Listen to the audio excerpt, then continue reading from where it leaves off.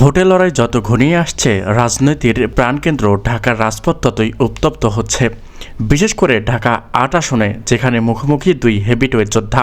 একদিকে বিএনপির স্থায়ী কমিটির সদস্য মির্জা আব্বাস, আর অন্যদিকে জুলাই বিপ্লবের মাঠ কাঁপানো নেতা এনসিপির আহ্বায়ক নাসিরুদ্দিন পাটোয়ারি। এই দুই নেতার কথার লড়াই যখন তুঙ্গে, ঠিক তখনই একটি সংবাদে তোলপাড় শুরু হয়েছে দেশ জুড়ে। গুঞ্জন উঠেছে, নাসিরুদ্দিন পাটোয়ারি কি তবে মির্জা আব্বাসের সাথে হাত মিলিয়ে বিএনপিতে যোগ দিচ্ছেন? যে পাটোয়ারি একসময় বিএনপির সমালোচনা করেছিলেন, তিনি কি তবে ধানের শীর্ষের শিবিরে আশ্রয় নিচ্ছেন, নাকি এটি একটি ঢাকা ৮-এর লড়াইকে পঙ্গু করার কোনো বড় রাজনৈতিক চক্রান্ত?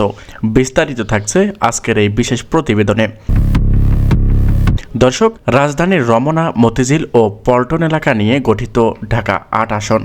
এই আসনটি সবসময় বাংলাদেশের রাজনীতির গতিপথ নির্ধারণ করে। এবার এই আসনে বিএনপির দুর্গ রক্ষা করতে মাঠে নেমেছে বিরজায়ন নেতা মির্জা আব্বাস। কিন্তু তার রাজপথের সবচেয়ে বড় বাধা হয়ে দাঁড়িয়েছেন এনসিপি পার্টির নেতা নাসিরুদ্দিন পাটোয়ারি। গত কয়েক সপ্তাহ ধরে তাদের মধ্যে আক্রমণাত্মক বক্তব্য বিনিময় হচ্ছে। তাতে ভোটাররা মনে করেছিলেন এই লড়াই হবে ইতিহাসের অন্যতম দ্বৈরথ। পাটোয়ারি যখন তার বক্তব্যে প্রথাগত রাজনীতির পরিবর্তন চাইছেন, মির্জা আব্বাস তখন তার অভিজ্ঞতার ঝুলি দিয়ে মাঠ দখলে রাখছেন। তবে এই তীব্র লড়াইয়ের মাঝেই হঠাৎ করে একটি খবর দাবানলের মতো ছড়িয়ে পড়েছে। পাটোয়ারি নাকি বিএনপিতে যোগ দিচ্ছেন। গুঞ্জনের সূত্রপাত হয় সামাজিক যোগাযোগ মাধ্যম থেকে।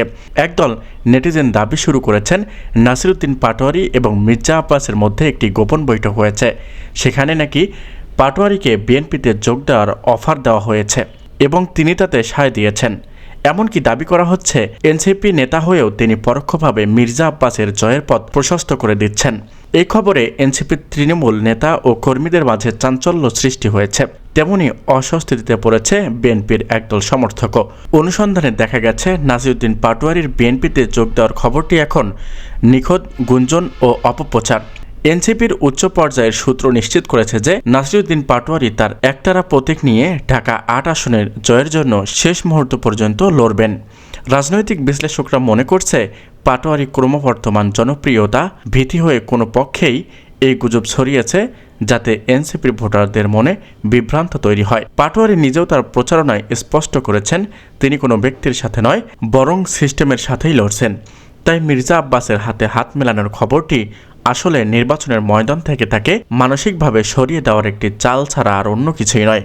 তিনি জানেন ঢাকা ৮-এ তরুণ প্রজন্মের ভোট কতটা গুরুত্বপূর্ণ। পাটোয়ারি তার সাথে ব্যক্তিগত কোনো শত্রুতা না থাকলেও রাজনৈতিক ময়দানে তারা একে অপরের চির প্রতিদ্বন্দ্বী।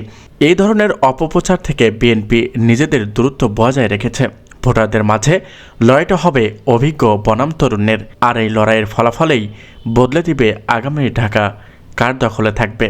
তো দর্শক, নাসিরুদ্দিন পাটোয়ারি কি পারবেন অপপ্রচারের জবাব দিয়ে ঢাকা ৮-এর মাইন্ডেট ছিনিয়ে নিতে? মির্জা আব্বাসের দীর্ঘদিনের দুর্গ কি রক্ষা পাবে ১২ ফেব্রুয়ারির ভোটে?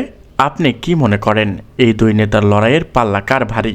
আপনার মূল্যবান মতামত আমাদের ভিডিওর কমেন্ট বক্সে জানান। ১২ ফেব্রুয়ারি নির্বাচনের প্রতিটি উত্তপ্ত আপডেট খবর পেতে আমাদের সাথেই থাকুন। ধন্যবাদ।